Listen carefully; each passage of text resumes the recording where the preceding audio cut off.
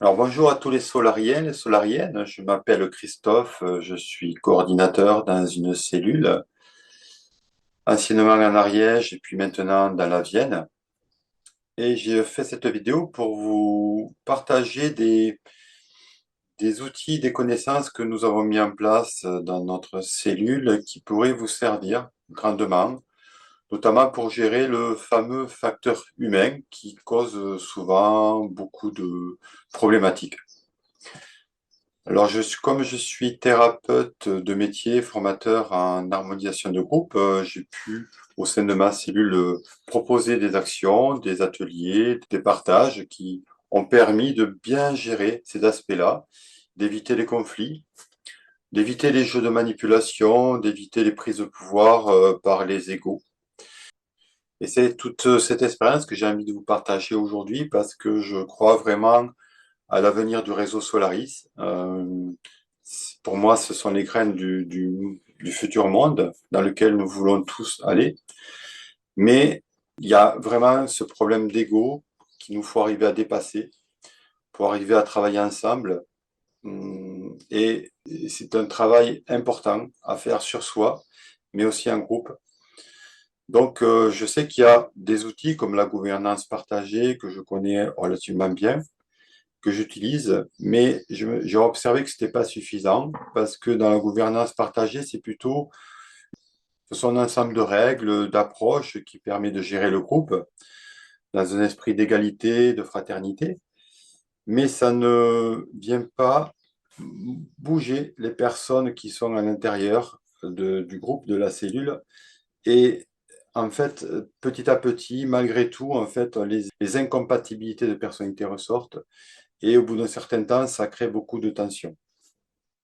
Donc, à la gouvernance partagée, il faut rajouter d'autres approches, comme la connaissance sur les différents conditionnements des humains, des relations entre hommes et femmes, sur le triangle de Cartman, bourreau, victime, sauveur, sur la pyramide de Maslow, et d'autres connaissances comme l'énéagramme, dont je vais vous parler tout à l'heure, qui sont des outils qui permettent vraiment de prévenir les conflits et qui améliorent les relations, qui permet à chacun de se positionner davantage et de comprendre l'autre, comprendre comment l'autre fonctionne.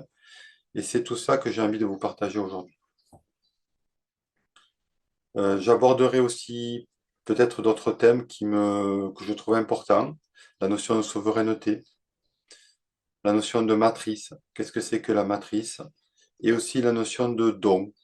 Cette notion de don qui est importante dans Solaris, mais qui n'est pas toujours facile à mettre en place au quotidien, en tout cas dans les groupes. C'est ce que j'ai pu observer. Là aussi, ça crée beaucoup de tensions, donc j'en parlerai au fur et à mesure. Donc pour commencer, je me présente peut-être un petit peu plus. Donc je vous ai dit, j'étais coordinateur d'une cellule dans l'Ariège, maintenant je suis passé dans la Vienne. Alors dans l'Ariège, j'avais un groupe assez conséquent. On était une quinzaine vraiment actifs.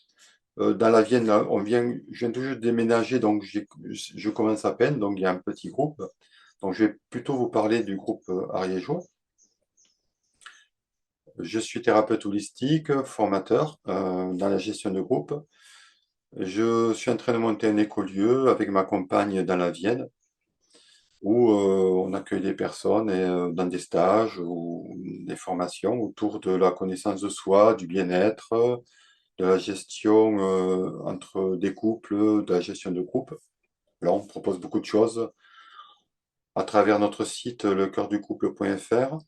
Et pour la gestion des groupes, c'est plutôt notre site que j'appelle lescercledevie.org, où j'ai mis beaucoup de réflexions sur comment je perçois le réseau, le déploiement du réseau. Il y a aussi un annuaire de tous les groupes alternatifs, tout ce que les gens proposent dans l'alternatif, en fait, dans différents domaines. Alors, il n'y a pas tout, mais j'essaie de mettre ce qui était le plus connu, en tout cas. Et il y a aussi les formations que je propose pour enrichir l'harmonisation des groupes. dans les réunions que nous voulions efficaces. On n'était pas du tout pour la réunionnite. On voulait faire quelque chose de vraiment sympa, agréable. Donc, on a essayé d'être vraiment très concis, efficace pour éviter de perdre du temps. Et donc, nous avons établi un déroulement que je vais vous présenter. Pour l'accueil des nouveaux, par exemple, en général, les personnes nous contactaient par mail et puis nous avions une petite échange avec la personne et suite à ça, nous lui envoyions une feuille de 5 pages à peu près où on expliquait ce que nous faisions dans les réunions Solaris, qu'est-ce qu'était Solaris, qu'est-ce que nous faisions dans notre groupe pour donner des bases pour que la personne évite de poser toutes ces questions en réunion qui nous faisaient perdre beaucoup de temps parce qu'à chaque fois, c'était toujours les mêmes questions qui revenaient. Nous avons fait une fiche pour répondre en avance à toutes ces questions-là. Si par contre la personne débarquait en début d'une réunion sans nous prévenir, eh bien on lui expliquait qu'en fait elle ne pouvait pas vraiment participer, mais qu'elle pouvait observer la réunion. Et suite à cela, ben, il y avait un petit échange avec elle pour voir qu'est-ce qu'elle avait perçu de ce que nous avions fait, est-ce que ça lui plaisait, est-ce qu'elle avait envie de revenir. Et dans ce cas-là, ben, on lui envoyait cette fiche et une fois que la personne avait vraiment sentait que vraiment c'était ça qui lui plaisait, et bien l'incorporer. Voilà. Au sein des réunions, voilà, je vais vous faire un écran de partage pour vous présenter un petit peu ce que nous faisions. Alors,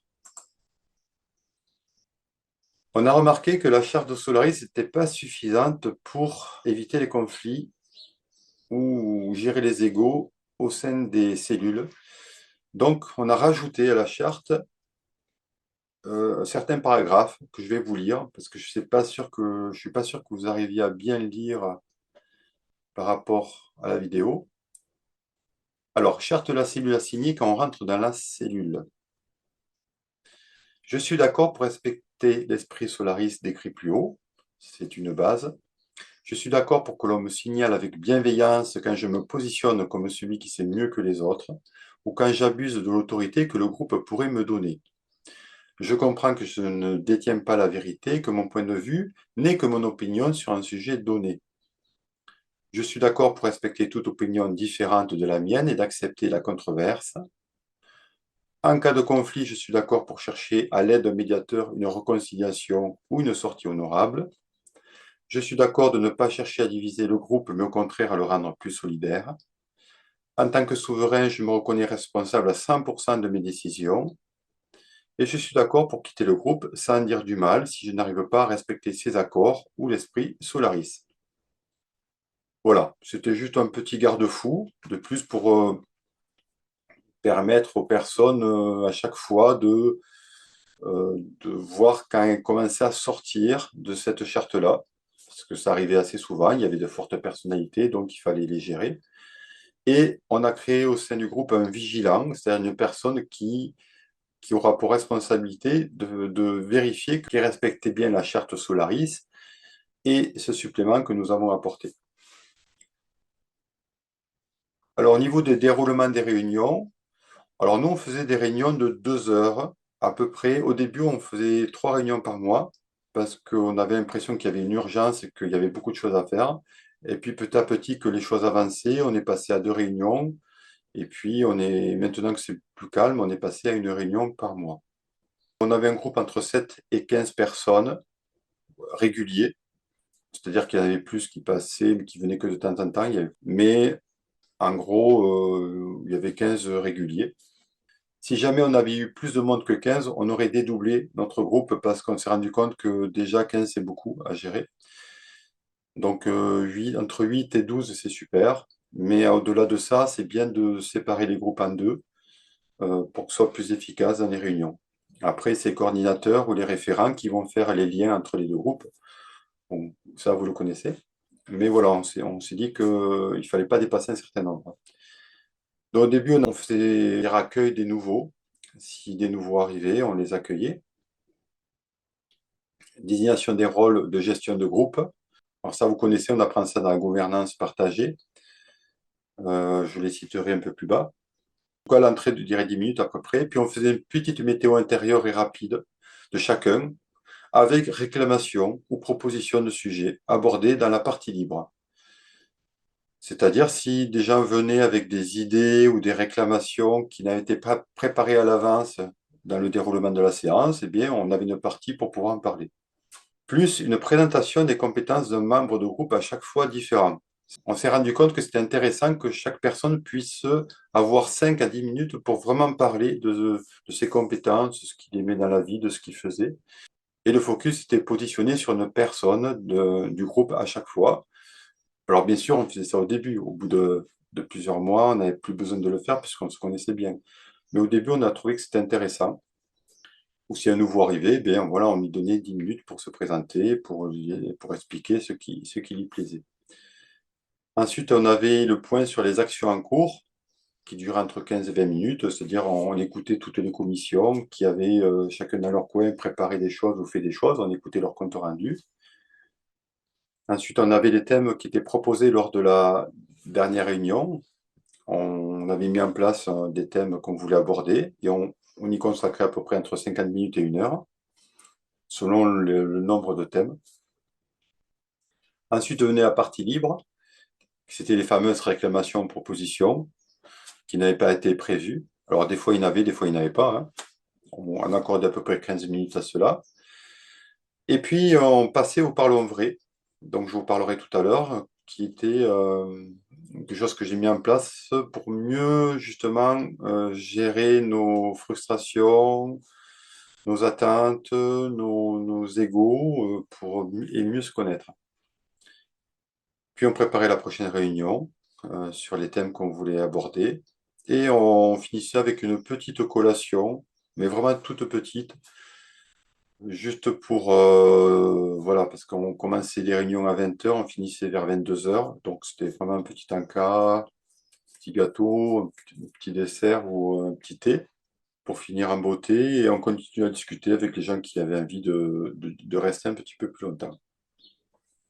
À côté de ces réunions, on avait une rencontre par mois où là, il n'y avait pas du tout des réunions. Là, c'était juste pour se rencontrer, pour danser, pour chanter, pour parler, pour échanger. C'est très convivial et en auberge espagnole. Et à côté de ça aussi, on avait des ateliers que chacun pouvait proposer un week-end, dans le week-end ou autre. Dans le rôle de gestion de groupe, les prises de parole au sein des cellules lors des réunions sont supervisées par 4 personnes identifiées dès le départ de la réunion, dont l'animateur, qui est souvent le coordinateur, qui est la personne qui anime la réunion et veille à ce que chacun s'exprime. Il tente d'équilibrer deux préoccupations, c'est-à-dire veiller au bon déroulement du programme et veiller à instaurer une bonne ambiance dans la réunion. Donc, il donne autant d'importance à la relation harmonieuse au sein du groupe qu'au but à atteindre. C'est un rôle assez important, tout le monde n'est pas apte à pouvoir le faire, mais on essaie de tourner entre plusieurs personnes pour essayer qu'il ne soit pas toujours la même personne qui anime. Et ce n'est pas le rôle le plus facile à faire. Le maître du temps, c'est une personne qui veille à la gestion du temps pour chaque sujet abordé et veille à distribuer la parole. Discipline de parole, c'est-à-dire ne pas parler pour répéter ce qui a déjà été dit, être concis, ne pas couper la parole et avoir un temps de parole réparti. Voilà. Bon, ça, c'est un rôle assez facile à faire. Le ou la secrétaire, personne qui note l'essentiel dit dans la réunion et le retransmet au groupe plus tard. Alors ça, c'est un rôle un peu ingrat. Donc, c'est bien qu'il y ait plusieurs personnes qui le fassent à tour de rôle. C'est pas le rôle le plus cool à faire. Et le dernier, le vigilant, personne qui est désignée pour veiller à ce que la charte et les consignes soient respectées. Cette personne doit changer à chaque fois et est prévenue à l'avance pour la prochaine réunion. Elle doit cependant veiller à dire les choses avec tact et diplomatie. C'est un apprentissage. Donc, vous l'avez compris, le vigilant, c'est celui qui est le garant de la charte. Et c'est bien que ça change à chaque fois, comme ça, tout le monde connaît la charte. Voilà, c'est une manière de l'apprendre. On s'investit. Puis, on faisait ces réunions, débat, parlons vrai. C'est-à-dire que, comme on vient tous dans un groupe avec nos bagages émotionnels, nos préjugés, nos blessures, nos peurs, nos attentes, on a tous aussi besoin d'attention, mais parfois ce besoin est exagéré ou inapproprié à la situation et crée des tensions. Il est donc important au sein des groupes, une fois installés, de prendre un temps régulièrement pour exprimer tout ce qui peut nous déranger, nous faire plaisir et partager notre intériorité. Parler en confiance au sein du groupe. Donc cela peut se faire autour de questions comme déjà pourquoi je suis là? Est-ce que c'est besoin de rencontrer des gens comme moi, besoin de changer des choses, besoin de me sentir utile? Le pourquoi est très important. Ça va définir un petit peu l'investissement des personnes et les affinités. Qu'est-ce que j'attends du groupe? Alors, il y en a qui vont dire, moi, j'attends qu'il soit efficace, chaleureux, d'autres posés, réfléchis, d'autres pragmatiques. J'attends un retour d'affection. Voilà, on échange. Qu'est-ce que je pense lui apporter aussi? C'est important. Qu'est-ce qui me motive le plus dans le travail en groupe? Qu'est-ce qui me rend heureux? Quand je travaille en groupe, qu'est-ce que j'apprécie le plus? Dans quelle énergie je désire travailler? Euh, Certains, c'est tranquillement, sans pression. D'autres, ils aiment bien être plus efficaces, plus rapides. Voilà, certains n'aiment pas les énergies fortes. En fait, voilà, on échange là-dessus. À quel niveau je pense m'impliquer? Un peu, beaucoup, ça dépend. À quelle place je me sens à l'aise? Bon, certains sont adorent plutôt être en seconde ligne, d'autres en suiveur, d'autres en leader. Ça peut changer. Qu'est-ce qui m'est insupportable dans la relation à l'autre? Bah oui, certains, ça va être l'imprécision, les gens qui sont trop confus. D'autres, ça va être le jugement. Hum, Donc, il y a plein de raisons qui fait que certaines personnes vont tiquer par rapport à d'autres, par rapport au comportement d'autres personnes. Et c'est important de le spécifier, de le dire en fait. Et qu'est-ce qui me ferait quitter le groupe en fait? Parce qu'il y a des gens qui quittent le groupe, on ne sait pas pourquoi. Donc, c'est de le dire à l'avance. Ben, par exemple, trop d'ego de certaines personnes, trop de tension, trop de blablabla, pas assez d'action, ainsi de suite. Donc, selon ce qui va ressortir, on va plutôt orienter les choses pour que tout le monde soit quand même, y trouve son compte. À quoi dois-je faire attention envers les autres? En quoi je peux parfois être désagréable pour les autres? C'est important de le signaler. Par exemple, moi, je peux être très taquin ou très direct. Donc, des fois, ça passe pas. Donc, je préfère prévenir les personnes à l'avance que je peux les taquiner un petit peu. Mais c'est toujours bon enfant. Mais bon, il y a des personnes un peu susceptibles, donc c'est bien de les prévenir. Comment doit-on s'adresser à moi le cas où je deviens désagréable, ça me froisser? Voilà, c'est intéressant. Moi, j'aime bien qu'on me dise les choses, mais d'une certaine manière. Voilà. Toutes ces questions-là, à chaque fois, on abordait par exemple une question à tour de rôle. Voilà, pourquoi je suis là et toi, pourquoi tu es là? Et comme ça, on voyait un petit peu quelle était notre véritable envie de participer à ce groupe. Et chaque fois, on abordait nos questions suivantes, ou on trouvait d'autres questions, et ça permettait de mieux se comprendre, mieux se connaître au sein du groupe. Vraiment, c'est quelque chose que je préconise de prendre du temps pour ça. Ça fédère énormément. Bref, en gros, quels sont mes besoins, quelles sont mes peurs, qu'est-ce que j'attends du groupe et qu'est-ce que j'ai à lui donner. Il est possible que le groupe réponde à certains de mes besoins, mais qu'il ne réponde pas à d'autres. C'est clair. Donc, identifier exactement ce qui est possible ou pas dans le groupe évite de nombreux conflits et malentendus dans le temps. Parce qu'il y a des personnes qui arrivent avec des attentes spécifiques que le groupe ne peut pas leur apporter. C'est pas un groupe de thérapie, c'est pas un groupe pour compenser une solitude, par exemple. Ça peut être le cas, mais c'est pas que ça. Donc, identifier vraiment ce que le groupe peut apporter et ce qu'on n'y trouvera pas. Voilà, ça c'est chouette.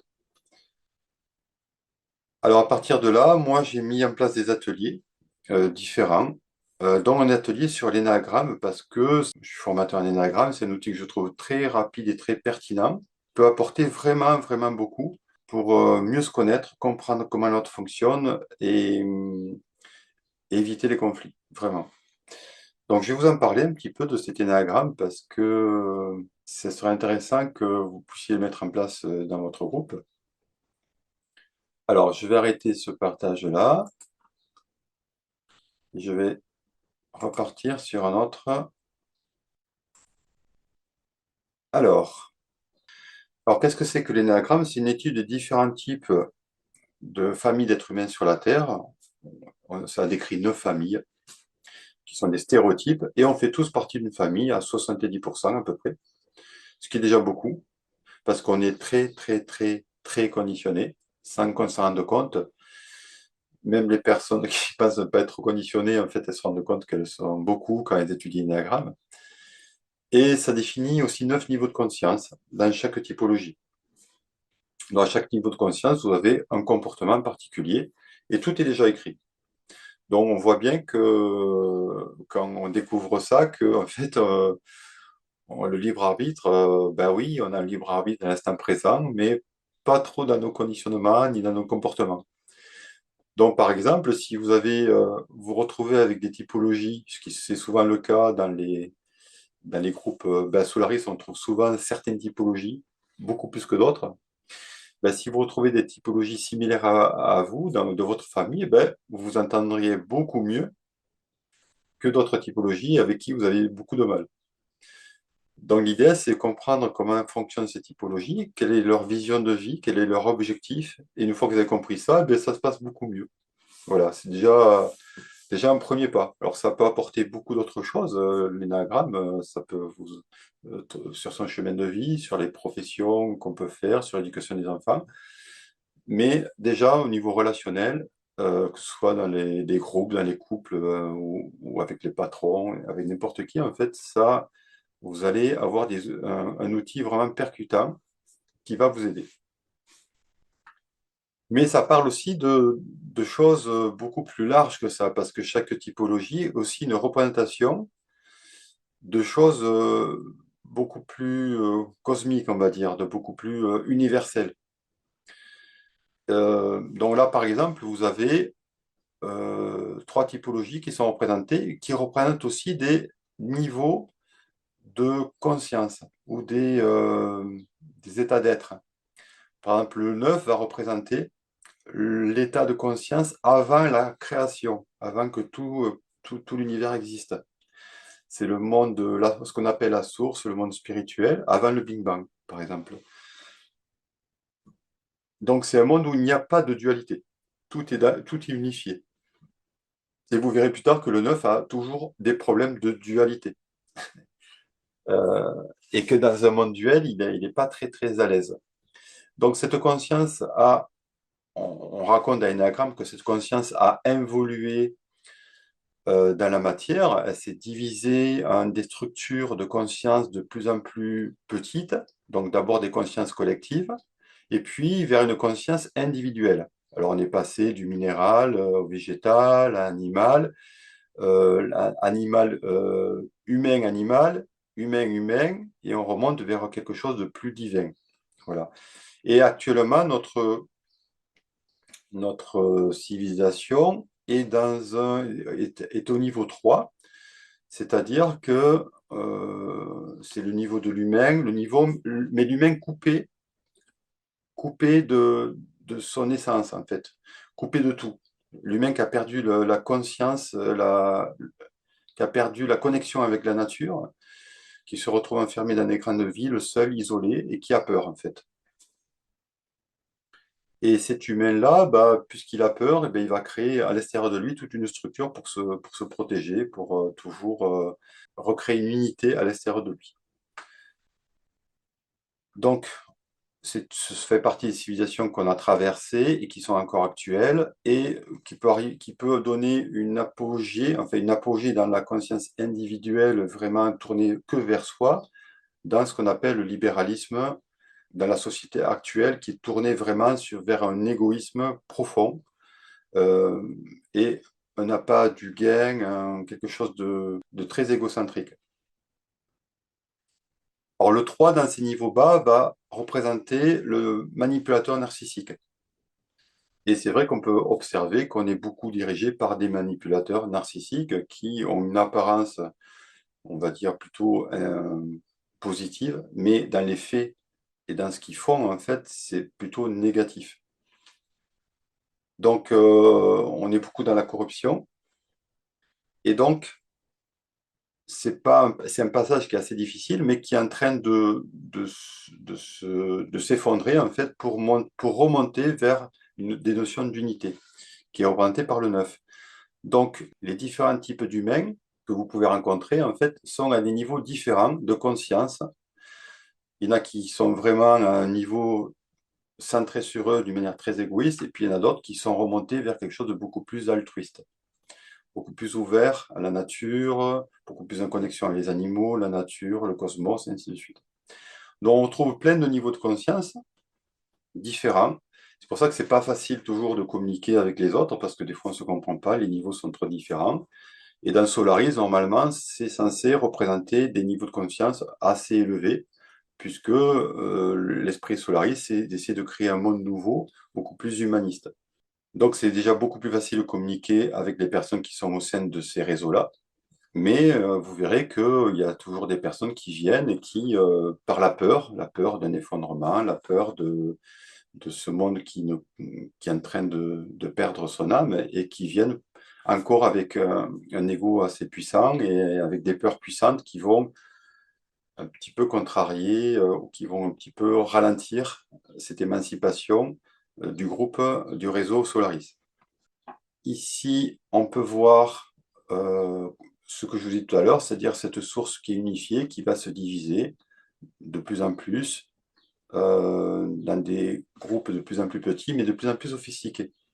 C'est-à-dire que plus c'est sophistiqué, c'est comme ça qu'on est passé d'une conscience cosmique ou universelle à une conscience individuelle, plus c'est sophistiqué, plus on perd le contact avec l'origine.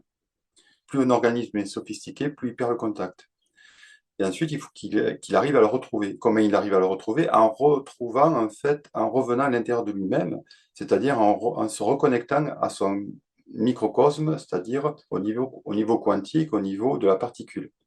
C'est au niveau de la particule que la source existe, en fait. C'est-à-dire qu'au niveau de la particule, il n'y a pas de séparation, tout est un. Et ensuite, au niveau de la cellule, déjà, il commence à y avoir un peu plus de séparation, au niveau des organes un peu plus, et ainsi de suite. Tout se spécifie. Donc, on dit tout le temps qu'il faut revenir à l'intérieur de soi dans la pratique de méditative ou la pratique de méditation, oui, il faut revenir au niveau de la particule intérieure de soi. C'est là où se trouve ce qu'on appelle la source, la divinité. Là aussi, c'est intéressant, c'est nos différentes enveloppes. Alors, il y a un corps physique, un corps éthérique, un corps astral, un corps mental, un corps bouddhique, un corps spirituel. Alors, chaque corps a des informations différentes, contient des informations différentes. Plus on monte dans les corps, plus les informations sont similaires, bien sûr, puisque le corps spirituel connecte tout. Donc, si vous êtes connecté à votre corps spirituel, tout est un pour vous. Donc, à ce moment-là, vous n'aurez aucun problème relationnel avec qui que ce soit. Mais plus on descend dans les enveloppes, plus les informations sont spécifiques. C'est-à-dire les informations que j'ai dans mon corps physique sont différentes des vôtres. Pas trop, mais il y a certaines différences au niveau de mon ADN. Dans le corps éthérique aussi, mes informations sont différentes des vôtres. Dans le corps astral aussi, corps mental aussi. Donc, ce qui fait que tous les gens qui auront des similitudes avec moi sur ces différents corps, eh bien, on va bien s'entendre parce qu'on va bien se comprendre. Les autres, pas beaucoup. On ne va pas se comprendre parce qu'on aura des visions différentes. C'est ce qui va donner les différentes typologies énéagrammes, différentes familles. Alors, vous pouvez voir que les familles sont connectées à d'autres types par des flèches. Ça veut dire tout simplement que quand vous êtes la typologie 9, par exemple, si vous voulez évoluer, la première travail que vous devez faire, c'est aller explorer les typologies auxquelles vous êtes connecté. Voilà.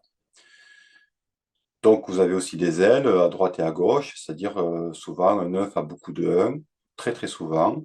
C'est d'influence en général parentale, mais pas que. Ça peut être un frère, une sœur, un oncle, une tante, parce qu'on n'est pas juste un seul numéro. On les a tous à l'intérieur de nous, potentiellement, mais il y en a un qu'on va expérimenter plus que les autres. Ici, vous pouvez voir par exemple que chaque type est aussi représente un archétype humain. Donc le 9, c'est le petit enfant qui vient de naître, l'innocence, la pureté.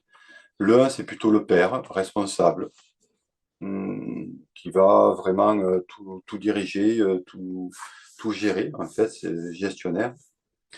Le 2, c'est la mère, bienveillante, qui est là pour apporter de l'amour, qui apporte de la sécurité affective.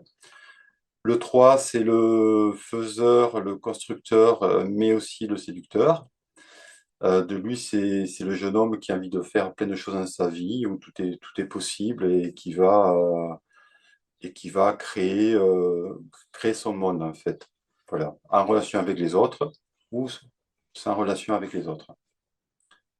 Le 4, c'est notre partie chaman, notre partie mystique, qui nous met en connexion avec les plans supérieurs et qui nous apporte certaines informations.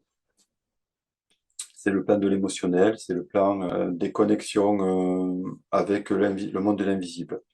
Donc beaucoup de créateurs chez les quatre, beaucoup de psychologues, c'est le monde de la psychologie, de la spiritualité et de la créativité. Le 5, c'est plutôt l'observateur, c'est le monde de la conscience et du monde scientifique, du monde littéraire ou mathématique sur le plan scientifique. Je définirai un petit peu plus loin.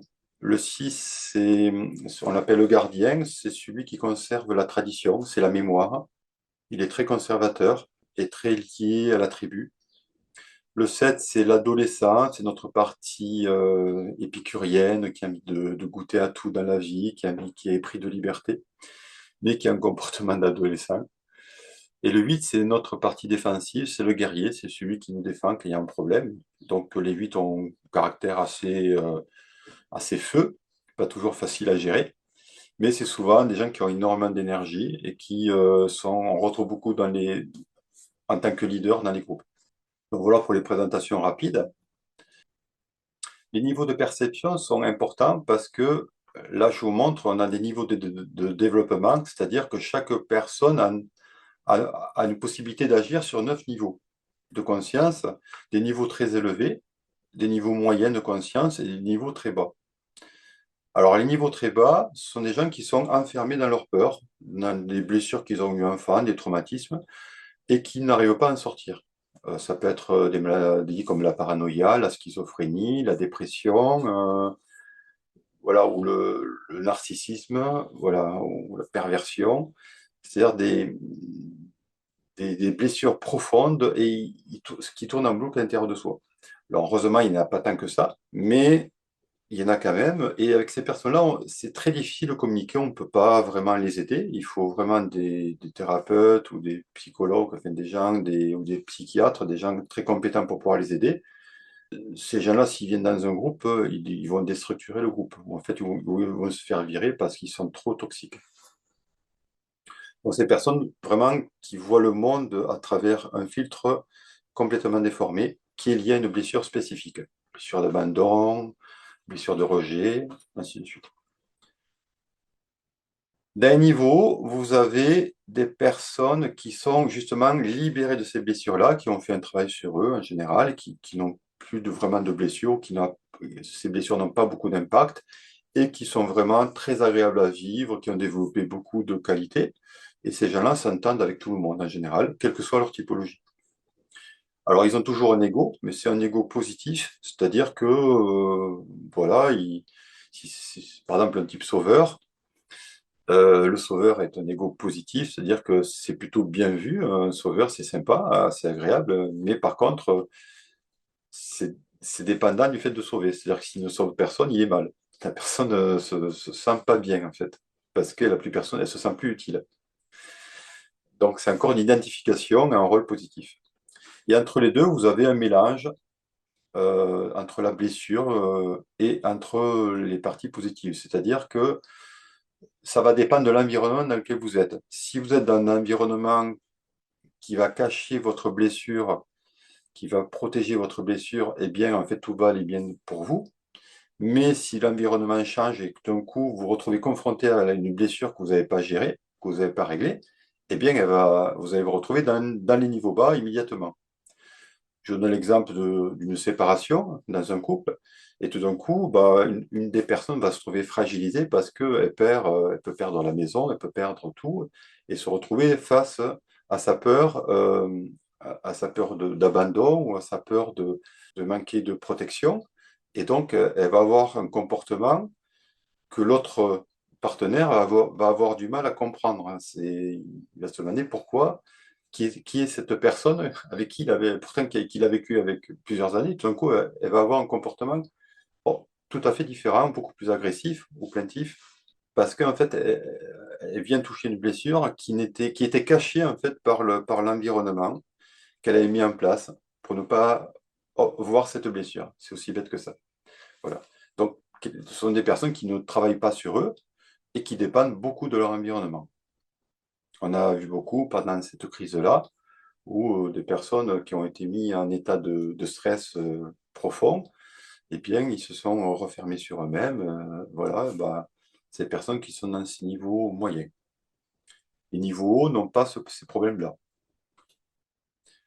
Donc, heureusement, dans les groupes solaristes, j'ai plutôt rencontré des personnes qui étaient plutôt dans les niveaux, mais on voit quand même pas mal de niveaux moyens, ce qui fait qu'il faut faire un petit travail avec eux pour qu'ils ne viennent pas bloquer le groupe dans son expansion ou dans sa joie d'être en relation avec les autres.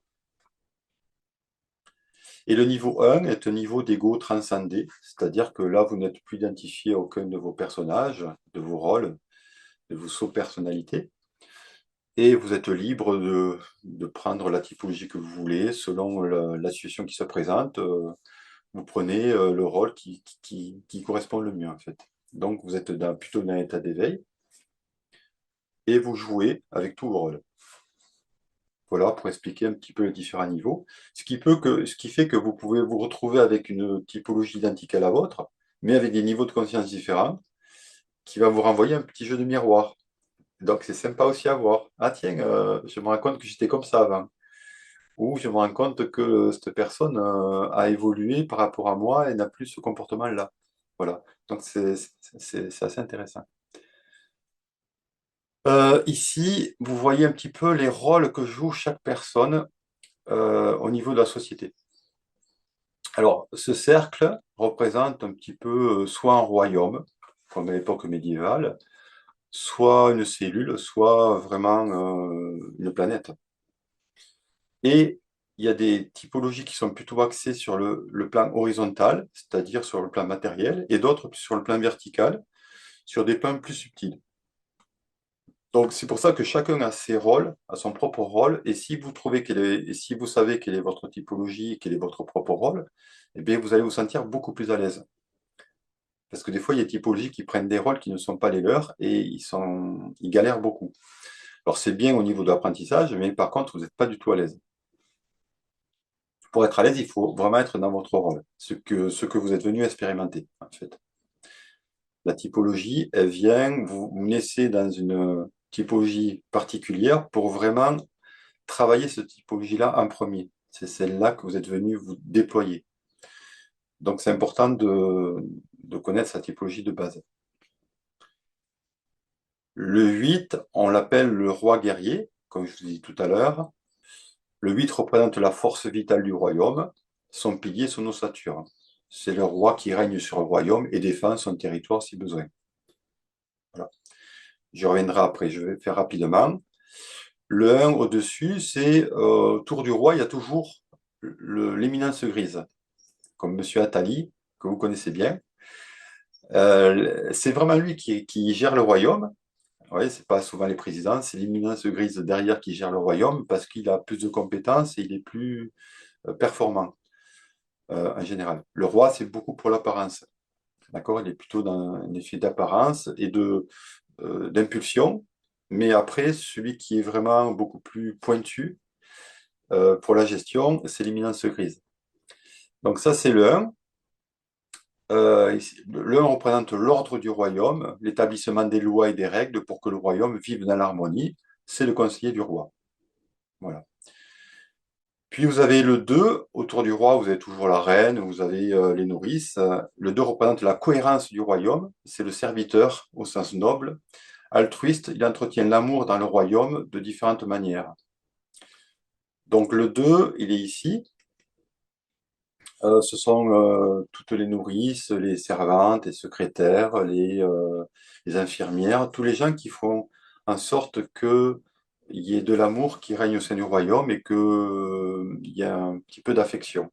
Voilà. parce que c'est pas, les royaumes ne sont pas toujours, les royaumes duels sont pas, sont assez durs à vivre, donc il faut un petit peu d'amour, d'affection, et c'est les deux qui ont cette charge-là. Pour protéger et pour faire vivre le royaume, eh bien, en fait, il faut aussi des six. Les six, ce sont les défenseurs du royaume et les bâtisseurs, c'est-à-dire tous les corps de métier. Tous les petits corps de métier, les cordonniers, les boulangers, ce sont des métiers de six en général. C'est lui qui le bâtit de ses propres mains et qui le défend au besoin contre les abus du pouvoir. C'est un conservateur des traditions et de la famille. Alors, les six sont les personnes les plus représentées dans le monde. J'estime qu'ils sont à peu près à 40%. Ils reprennent le monde tribal, la conscience collective. C'est-à-dire les six adorent fonctionner en groupe. Ils n'aiment pas trop fonctionner d'une manière individualiste. Et vous avez deux types de six. Vous avez les six phobiques et les six contre-phobiques. Alors, les six phobiques, c'est ce qu'on appelle d'une manière péjorative, c'est les moutons blancs. Et les six contre-phobiques, c'est les moutons noirs. Par exemple, le mouvement Gilets jaunes était un mouvement contre-phobique de moutons blancs qui sont devenus moutons noirs parce qu'on leur a trop pris de laine. Et donc, les six sont des personnes qui aiment bien avoir un berger, quelqu'un qui leur dise quoi faire. Ce sont plutôt des types assez suiveurs. Mais il ne faut pas quand même le berger leur prenne trop de choses, sinon ils vont se rebeller. Dans les six contre-phobiques, c'est plutôt euh, des, des syndicalistes, des lanceurs d'alerte, des gens qui vont protéger le groupe du pouvoir si ce pouvoir devient malfaisant. Donc les sismophobiques sont un esprit assez rebelle, ils ont un côté un peu agressif. On les trouve aussi beaucoup dans les milieux mafieux, puisque en fait, ils aiment bien aussi s'opposer au pouvoir sous toutes ses formes et le défier. Donc les six, c'est vraiment les gendarmes et les voleurs, en fait, un petit peu, hein. C'est tous les corps métiers, les gendarmes et les voleurs. Les gens qui nous protègent et les gens qui défient les pouvoirs ou les autorités. Ensuite, vous avez le monde des trois. Alors, le monde des trois, c'est le monde des marchands, des commerçants, des banquiers, des traders, le monde de l'argent, du pouvoir, de l'apparence. Leur but positif, c'est d'élargir le royaume, d'apporter plus de richesses et de création au royaume. Voilà, ils sont axés là-dessus. Les trois représentent les échanges et le développement du royaume sur le plan matériel. C'est le commerçant qui va échanger des biens avec les autres royaumes alentours. Il enrichit le royaume, le rend plus beau, plus confortable. Ça, c'est quand il est dans sa fonction positive. S'il est dans ses niveaux bas, en fait, il va piller le royaume. Il va tout prendre pour lui, en fait. Et c'est ce qu'on voit aujourd'hui, hein. On est géré par des trois de niveau bas. Et donc, ce sont des pilleurs qui prennent tout pour eux, qui vendent de tout, en fait. Et si on les laisse faire, ben, en fait, ils vont tout détruire. Voilà. Mais c'est comme ça. Voilà, chaque typologie a une fonction positive, une fonction négative. Et les trois, bah, comme ils vivent beaucoup entre eux, il n'y a pas beaucoup qui arrivent à émerger dans le côté positif. C'est difficile. Il y en a, j'en ai rencontré, mais c'est pas évident. Donc, beaucoup de monde de l'entrepreneuriat, en fait. Des entrepreneurs qui essayent de gagner d'argent, de se débrouiller, de faire des choses. Donc, heureusement qu'ils sont là. Mais certains d'entre eux ont les dents assez longues. Voilà. Et c'est souvent eux qui ont le pouvoir. Les trois, on peut les voir comme la cour du roi, qui aimerait être le roi, mais qui a pas le prestige du roi, en fait, hein. C'est la cour du roi, en fait. Et vous avez les sept. Les sept, c'est ceux qui diffusent l'information au sein du royaume. Donc, ce sont les journalistes, les conteurs, les troubadours à l'époque, qui vont raconter plein d'histoires et qui sont là voilà, ils sont sur le plan mental et eux sont beaucoup dans la création d'idées. C'est des philosophes, c'est des gens qui vont constamment enrichir le royaume de nouvelles idées. Et donc, les sept sont assez appréciés en général parce qu'ils sont très conviviaux, ils sont épicuriens, ils adorent la liberté. Donc, beaucoup de lanceurs d'alerte aussi dans les sept, puisqu'en fait, ils n'aiment pas qu'on les prive de liberté. Mais ils ont aussi un petit côté centré sur eux, un petit peu égoïste, c'est-à-dire que je veux bien faire pour les autres, mais pas que ça me prenne trop de mon plaisir à moi. Voilà. Donc on en voit aussi dans les réseaux Solaris, mais il faut que ce soit sympa. Voilà, il faut que ce soit joyeux, jouissif, qu'on rigole bien. Sinon, si c'est trop ennuyeux, ils s'en vont. Voilà pour le plan horizontal. Et vous avez le plan vertical. Donc, vous avez le monde des 4, des 5 et des 9. Alors, le monde des 4, je vous dis, c'est les chamans. Ce sont des personnes qui ont beaucoup de mal à être ancrées sur Terre, qui ont beaucoup de mal à s'incarner et sont toujours un peu en mélancolie d'un monde parfait. Ce sont des utopistes qui râlent beaucoup contre le monde actuel dans lequel on est et qui aimeraient vivre dans un monde beaucoup plus harmonieux, beaucoup plus connecté à la source.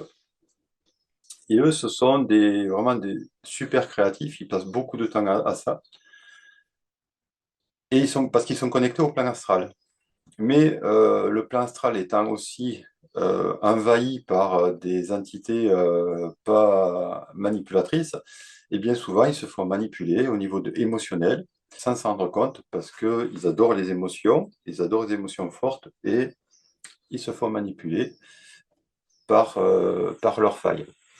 Donc on les retrouve souvent dans des niveaux cyclotimiques, voire bipolaires, où on peut les voir très très joyeux et tout d'un coup mélancoliques ou voire dépressifs. Ils ont du mal à stabiliser leurs émotions. Donc beaucoup de 4 dans les réseaux Solaris, énormément de 4, puisqu'en fait ils aspirent à un monde nouveau, mais avec des variations d'humeur assez régulières. Alors, pas trop sur le plan social. Sur le plan social, ils essaient de montrer leur côté positif.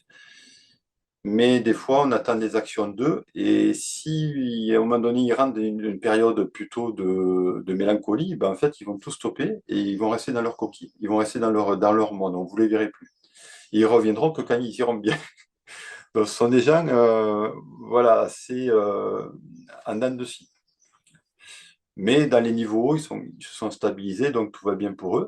Et donc, comme ils ont beaucoup d'idées, bah, c'est intéressant de les écouter. Ils sont assez rebelles aussi, auto-centrés, avec une forte individualité. Voilà, c'est une typologie assez intéressante avec beaucoup de richesses à apporter, mais un peu torturés intérieurement. Vous avez les 5 aussi qu'on retrouve parfois dans les groupes solaristes, mais pas beaucoup parce qu'ils n'aiment pas les groupes. Ce sont des moines par nature, hein.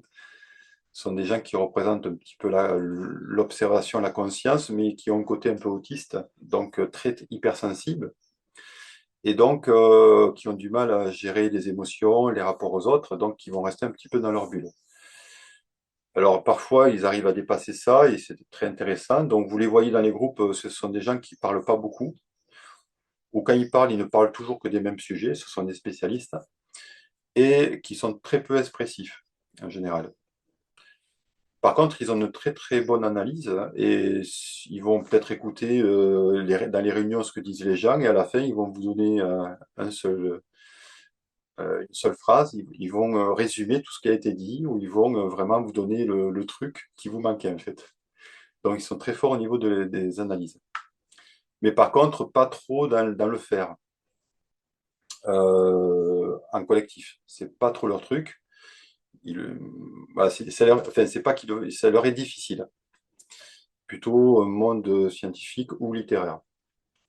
Il y a beaucoup aussi d'artistes là-dedans, mais des artistes un peu spécifiques. Et vous avez le 9, qui est majoritaire dans les groupes Solaris. Vous en avez énormément, puisque le 9 représente le monde spirituel, l'aspiration au monde spirituel. Et les 9, ce sont des touche-à-tout. D'ailleurs, les 9 ont toujours du mal à se reconnaître dans les typologies, puisqu'ils se voient partout. Comme ils sont connectés à l'unité, leur problématique est souvent un manque de confiance en eux, parce qu'ils ne se sentent pas reconnus dans ce monde-là. Ce sont des gens plutôt paisibles, tranquilles, qui n'aiment pas les émotions fortes. Et donc, ces neufs-là, ben, c'est des petites mains aussi qui est de tout faire dans les groupes, mais c'est pas des leaders. Ils vont avoir du mal à être leaders. C'est pas leur truc. Ils aiment bien être plutôt suiveurs, pas trop prendre de responsabilité. Il y en a qui le font, mais ce sont sur tous les niveaux. Par contre, ils amènent une certaine paix, c'est-à-dire ils sont là pour éviter les conflits. Ils n'aiment pas du tout les conflits dans les groupes. S'il y en a un, ils s'en vont direct. Donc c'est une problématique parce que dans tous les groupes, il y a toujours des conflits, quelque part. C'est pas si grave que ça, mais eux, ils ont vraiment une peur assez profonde des conflits. Et s'ils n'ont pas travaillé sur eux, ils vont se barrer direct. Voilà. Par contre, ce sont des gens qui ne jugent pas en général, qui prennent parti pour tout le monde, en fait, qui sont très conciliants, très médiateurs. C'est pour ça qu'on les appelle les médiateurs, et qui sont là pour réunir tout le monde. En fait, c'est leur fonction de connecter tout le monde. C'est pour ça qu'ils comprennent un petit peu tout le monde, voilà. Mais eux, ils ont du mal à se comprendre parce qu'ils ont trop de sous-personnalités à l'intérieur d'eux, donc ils sont un peu paumés. Ils sont un peu confus, ils ne savent pas qui ils sont parce qu'ils ont un ego dilaté. Il y a trop de sous-personnalités à l'intérieur d'eux. Donc le travail, eux, c'est de s'incarner, en fait, pour les neufs, dans la problématique. Donc plus on monte dans les plans subtils, plus il y a des problèmes d'incarnation, et plus on est sur des plans horizontaux matériels, en fait, c'est plus des plans d'ouverture d'esprit. À chaque fois, on retrouve toujours les mêmes problématiques. Et plus vous êtes évolué dans vos niveaux, et plus vous incorporez les autres groupes. C'est pour ça vous allez rencontrer dans des réseaux, Solaris ou autres, en fait, des personnes très équilibrées, parce qu'ils ont incorporé euh, toutes les autres familles à l'intérieur d'eux-mêmes. Ils ont travaillé sur tout leur sous-personnalité, sur tous les rôles, en fait. Et donc, ça fait des personnes très équilibrées, qui ont beaucoup de compétences, beaucoup de possibilités. Et c'est bien de mettre ces personnes souvent en mode leader parce qu'avec eux, c'est comme si vous aviez des sages à la tête du groupe, et donc c'est rassurant pour tous les autres. Voilà. Donc, je relis un peu pour le 7. Le 7 reprend la liberté et l'innovation dans le royaume. C'est un aventurier qui va puiser des idées dans les autres royaumes et les ramène avec lui pour les partager. Il est représentant de la liberté individuelle au sein du groupe et de la jouissance de la vie. Voilà. Le 4 prend le chaman, le messager est l'éclaireur. Il est en relation avec différents royaumes sur le plan vertical et sert de relais. Il n'appartient à aucun royaume en particulier, c'est un autonome. Alors les autonomes aussi, difficulté à fonctionner en groupe. Voilà, c'est toujours le problème. Votre qualité peut devenir votre plus grand défaut. Le 5 représente un autre relais encore plus haut, c'est l'observateur, l'intelligence supérieure du royaume. Il transmet au 4 sa vision du monde, et le 4 transmute à son tour pour le rendre intelligible au groupe. C'est vrai que les 5 sont souvent des personnes tellement spécialisées que personne ne les comprend. Donc le 4, lui, a cette capacité de vulgariser en fait des choses complexes pour les rendre plus simples. Donc souvent, ils s'entendent bien tous les deux par rapport à la connaissance. Le 9 reprend la paix dans les royaumes, l'harmonie de tous les types. Il a une vision de l'ensemble des rôles et ne juge pas. C'est le gardien de la paix, le médiateur, il se fond dans tous les rôles. Voilà. Donc en général, vous verrez beaucoup de 9 et de 4 dans les groupes Solaris. Ensuite, vous verrez beaucoup de 2 et de 1 aussi. Mais l'un prenant toujours un poste un petit peu de leader aussi, hein. Vous aurez aussi des 8 en tant que leader. Après, ça dépend de son niveau. Les 3 aussi peuvent arriver dans les groupes Solaris, mais il faut faire attention aux 3 parce que c'est souvent eux qu'on envoie, que les instances extérieures envoient pour mettre le bordel dans les groupes. Moi, j'ai vu ça plein de fois. J'étais dans énormément de groupes qui essaient de proposer que ce soit Colibri, chez les écologistes, à Nuit debout. J'ai participé à tout ça et à chaque fois, c'était souvent un 3 qui arrivait, qui s'infiltrait et qui venait mettre le bordel, qui scindait les groupes en deux. Voilà, ils sont très forts pour ça, puisque c'est des très forts manipulateurs. Et comme ils ont une apparence très agréable, très chouette, ce sont des gens qui touchent vraiment à beaucoup de domaines. Ils font beaucoup, ils sont très bons en administration, ils sont très efficaces, donc ils prennent un peu les choses que les autres n'ont pas envie de faire, qui sont un peu lourdes dans la gestion. Mais petit à petit, ils vont créer des distinctions au sein des groupes par derrière. Voilà, et ça va créer des problématiques. Donc il faut bien les repérer, les 3 de niveau bas, parce qu'ils sont très malins. Si les gens qui ont vécu un manipulateur narcissique, ils savent de quoi je parle. Voilà. Euh, c'est souvent eux qu'on envoie. Alors, il y en a d'autres, il y a d'autres typologies qu'on envoie aussi pour mettre le boxon, mais c'est surtout eux, parce que c'est les plus forts en fait. Mais voilà. Après, il y a des 3 de niveau qui viennent et qui sont super, hein. Et alors eux, s'ils viennent dans votre groupe, ils vont vraiment le booster, quoi. Donc, il faut faire attention. Voilà, il faut toujours surveiller les 3, mais ça peut être quelqu'un de très positif. On se rend compte il faut plusieurs mois, voire plusieurs années pour se rendre compte. Voilà.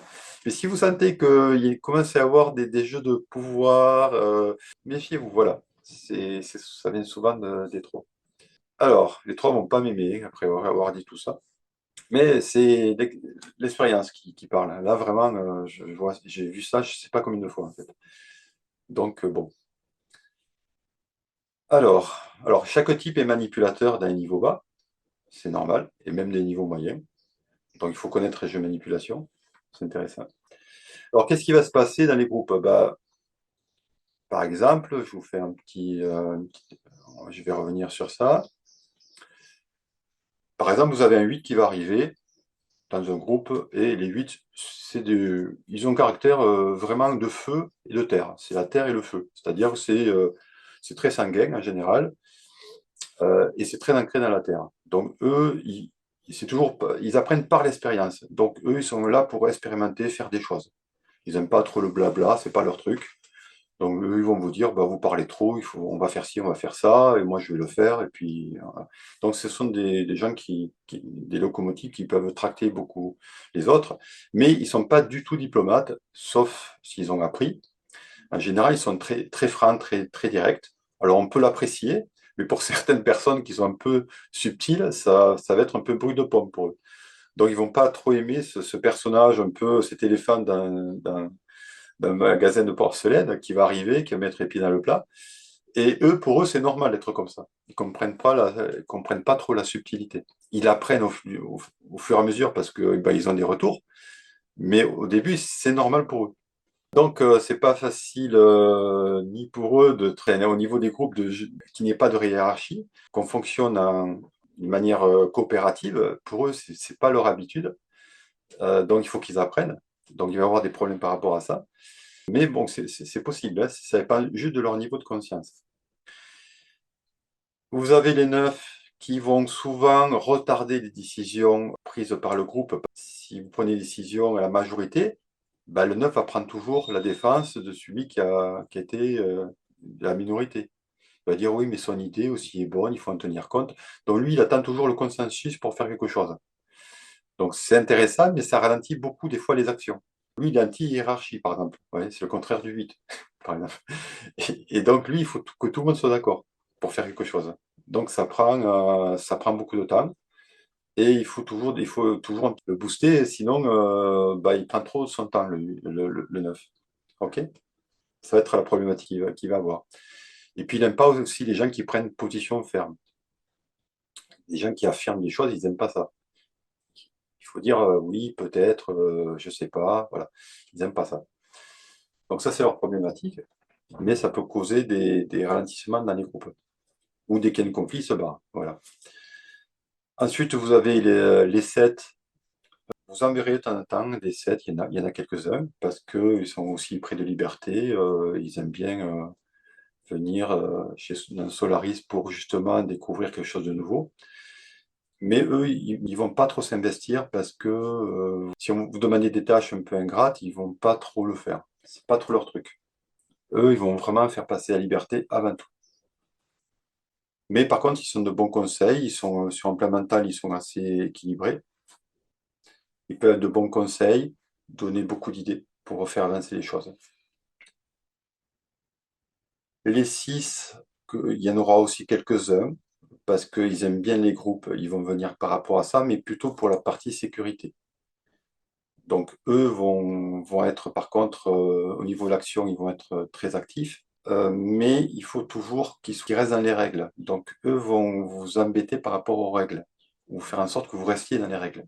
Or, Solaris, quelque part, essaie d'aller dans la souveraineté. La souveraineté, c'est le contraire de l'autorité gouvernementale qu'on peut avoir aujourd'hui. C'est le contraire des lois qui sont imposées, qui sont en majorité soit injustes, soit illégales. Donc le 6 va avoir peur un petit peu de sortir de l'illégalité. C'est ça qui peut l'empêcher de venir d'un groupe Solaris parce qu'il va se dire, mais ces gens-là sont dans l'illégalité.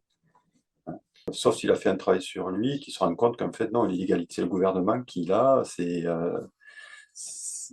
la masse, en fait, qui est dans l'illégalité. Mais enfin, bon, toujours aussi dépendre du niveau. Mais lui, il va être, c'est le côté administratif, il va toujours un peu faire en sorte de sécuriser les choses, ce qui est très bien, des fois, dans les groupes. Si c'est contre-phobique, ça va être celui qui va un peu râler contre le pouvoir, qui va être dans le complotisme, des fois à outrance. Voilà. Moi, je suis complotiste, donc en fait, je n'ai pas de souci avec ça. Je trouve que tout le monde devrait être complotiste. Ça prouve qu'on a un certain niveau d'intelligence. Mais des fois, on va trop loin ou on voit tout trop noir, en fait. Donc, il faut savoir garder raison. Moi, il y en avait un dans mon groupe, chaque fois, il était très négatif envers toute chose, et donc il mettait une ambiance pas très cool. À force, il est parti tout seul parce que, bon, plus personne ne l'écoutait. Mais il venait plutôt pour se plaindre, pour aller, et il faisait pas grand-chose en fait. Vous avez les deux. Alors les deux, dans les groupes, je vous ai dit, les deux, c'est des personnes qui ont beaucoup d'émotions. Ils sont très spontanés comme les huit, mais avec une certaine quand même douceur, que n'ont pas les huit en général. Les deux ont beaucoup d'eau. Ils sont beaucoup dans l'empathie, dans les sentiments, mais ils prennent beaucoup de place aussi. Ils parlent beaucoup. Et donc, la problématique qu'on peut avoir dans les groupes, ça va être leur côté émotionnel, susceptibilité. Si un peu se sentent rejetés ou abandonnés, parce que c'est des gens qui veulent tout faire à la place des autres en général, des fois, on peut leur dire, mais attends, arrête, laisse faire les autres, ou n'en fais pas trop. Et donc, les deux peuvent se sentir un petit peu rejetés, parce que les deux ont vraiment besoin de se sentir utiles. Donc, ils vont beaucoup faire dans les groupes, mais on peut aussi les utiliser par rapport à ça. Ils ont un côté sauveur très exacerbé chez eux. Après, ces personnes plutôt agréables à vivre et bienvenue dans les groupes. On les retrouve toujours dans les fonctions de secrétaire en général. Vous avez les 1, je vous dis tout à l'heure, qui sont plutôt les gardiens de la règle, de l'ordre, mais qui sont plutôt sérieux. Et donc, on rigole pas trop dans les réunions avec les 1 parce qu'ils prennent tout, vraiment, tout est minuté, tout est fait à la lettre, il faut respecter les règles. Donc, ça dépend aussi de son niveau, hein. S'il a travaillé sur lui, tout ira bien. Mais s'il n'a pas travaillé sur lui, c'est quelqu'un de très paternaliste. Donc, un peu hiérarchique aussi dans sa manière de voir. Souvent, lui qui a raison, il est un peu contrôlant. Donc, faut un peu le remettre à sa place gentiment, parce qu'il est susceptible. Alors, qui j'ai oublié? Le 5, bah, vous en avez parlé tout à l'heure. Dans les groupes, bah, il va être discret. Il faut l'amener à parler parce qu'il a beaucoup de choses à dire. Simplement, il reste discret, il s'investit pas trop. Et il faut laisser aller à son rythme, en fait. Voilà, il faut pas trop le presser, il faut pas trop lui demander de choses. Il va faire au fur et à mesure. C'est vraiment quelqu'un de très individualiste dans sa manière de fonctionner. Et si vous demandez des tâches qui lui plaisent, il va les faire très très bien à son rythme. Voilà, mais il faut pas lui mettre de la pression au 5. Je pense avoir parlé de tout le monde. Donc vous comprenez, par rapport à ça, ça doit déjà vous parler. Vous devez penser à des personnes que vous avez dans votre groupe. A dit oui, je comprends pourquoi cette personne a ce comportement-là, parce qu'elle est de tel type. Ok, oui, exactement. C'est normal qu'elle soit comme ça. Donc, si vous arrivez à travailler sur un diagramme dans votre groupe, à voir chacun quel est votre type, vous allez pouvoir en jouer davantage et en rigoler. Attention, ne pas toujours vous identifier à un seul type, parce que on parle toujours du type dominant, votre mécanisme dominant, parce que l'ego peut vous dire, ah bah oui, chaque fois, je suis ce type-là, et va venir vous identifier encore à un type. C'est pas le but. Le but, c'est juste de voir quelle est votre dominante et pouvoir jouer avec ce rôle-là. Mais c'est justement pour pouvoir en sortir, de ne pas rester enfermé tout le temps dans votre rôle. Vous êtes enfermé dans votre rôle quand vous fonctionnez toujours de la même manière. Par contre, quand vous avez des capacités d'adaptation et d'aller chercher un peu dans les autres typologies, ça veut dire que vous êtes beaucoup plus souple, beaucoup plus ouvert. D'accord?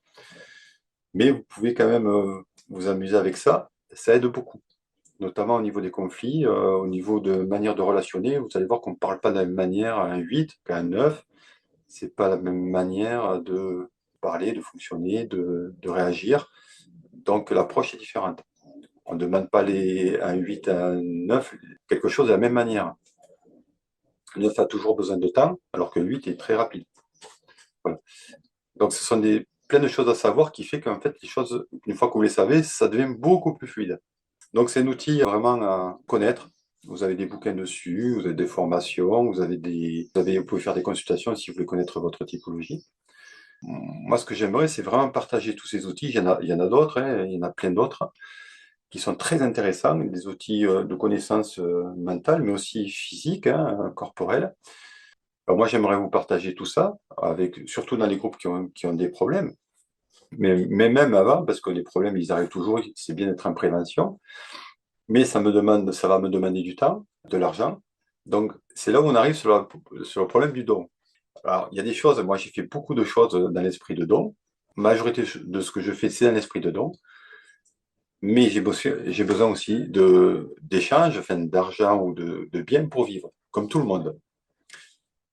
Et dans le groupe Solaris, on avait cette problématique-là certaines personnes avaient des compétences, mais qui ne pouvaient pas offrir au groupe parce que ça leur prenait trop de temps. Et comme tout était sur le don et qu'ils ne recevaient rien en échange, et bien en fait, au bout d'un moment, ben, ils s'arrêtaient, puisqu'en fait, ils devaient travailler ailleurs pour avoir de l'argent. Parce que la majorité des gens qui donnaient du temps, c'est qu'ils avaient des revenus à côté.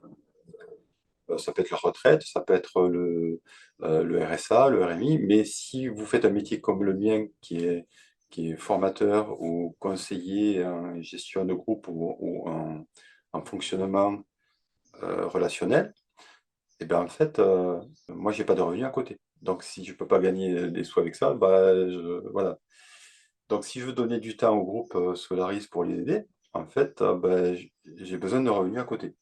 Voilà. Et donc, j'ai réfléchi à la question et je me suis dit, mais oui, mais le don, il est réciproque. C'est-à-dire, OK, je donne, mais aussi on doit me donner.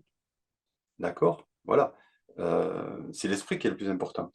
Ou on doit donner aux personnes qui apportent des choses. On ne doit pas juste prendre et puis ne faire que recevoir. C'est pas ça. Mais ça veut dire qu'il y a un échange. Si on fait ça, ça veut dire qu'il y a un échange. Et donc, il y a des échanges dans les réseaux Solaris. Voilà. Donc, quand on parle du don, c'est surtout l'esprit du don. Et je comprends très bien cet esprit-là. Mais il peut y avoir des échanges. Moi, j'ai beaucoup fonctionné avec le jeu, par exemple. Une partie en jeu, une partie en argent, une partie en nature, des fois. Voilà. C'est une question de temps, en fait.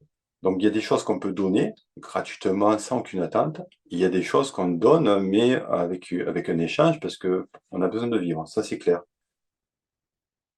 Je dis ça et je suis quelqu'un qui milite pour un monde sans argent. D'accord? Je suis parti du réseau Nausicaa, qui est axé là-dessus. Je suis absolument axé là-dessus. Mais je me rends compte que pour arriver à ça, il faut qu'il y ait un nombre suffisant de personnes pour pouvoir, à un moment donné, arrêter de fonctionner avec l'argent ou avec les échanges.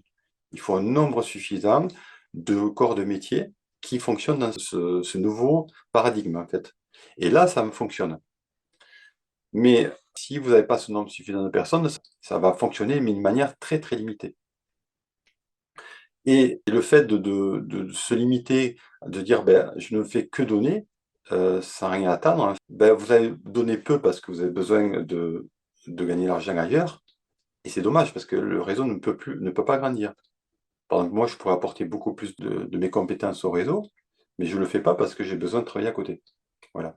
Donc, si le réseau ne me nourrit pas, bah, je vais nourrir un autre réseau. Ce qui est dommage. Vous voyez? Donc, c'est intéressant de voir comment on pourrait mettre des garde-fous pour que des personnes qui ont des choses à apporter et qui vivent de ça puissent le faire sans que ça devienne une question d'argent ou d'appât du gain. Vous voyez? Ça pourrait se faire, par exemple, quand vous commencez à connaître la personne, que vous dites, bah oui, la personne est vraiment sincère dans ce qu'elle fait, on voit ce qu'elle a donné. Cette personne doit la faire travailler, on doit la faire vivre. Vous voyez? On doit donner aux personnes qui nous donnent beaucoup. Donc c'est comme ça que je perçois les choses. Donc dire il n'y a que le don dans Solaris, pour moi, c'est pas juste, c'est pas faisable et c'est très limitant. Voilà. C'est vrai dans l'esprit. Là, je suis tout à fait d'accord. Donc voilà, c'est quelque chose qu'il faut travailler dans chaque groupe est particulier. Il y a des gens qui échangent de l'argent dans les groupes sans problème, d'autres qui ne le font pas du tout parce qu'ils n'osent pas. Il faut trouver une juste mesure, mais ne pas être trop fermé sur cette vision-là. Je répète, ça ne sera possible que quand on sera un nombre suffisant de personnes. Ok. J'aurais aimé vous parler aussi de la matrice. Qu'est-ce que c'est que la matrice, pour ceux qui ne connaissent pas? En fait, c'est le monde virtuel dans lequel on est. C'est-à-dire que il y a le monde physique et le monde virtuel, c'est-à-dire le monde administratif, le monde des lois, le monde des règles, tout ça, c'est quelque chose d'absolument virtuel.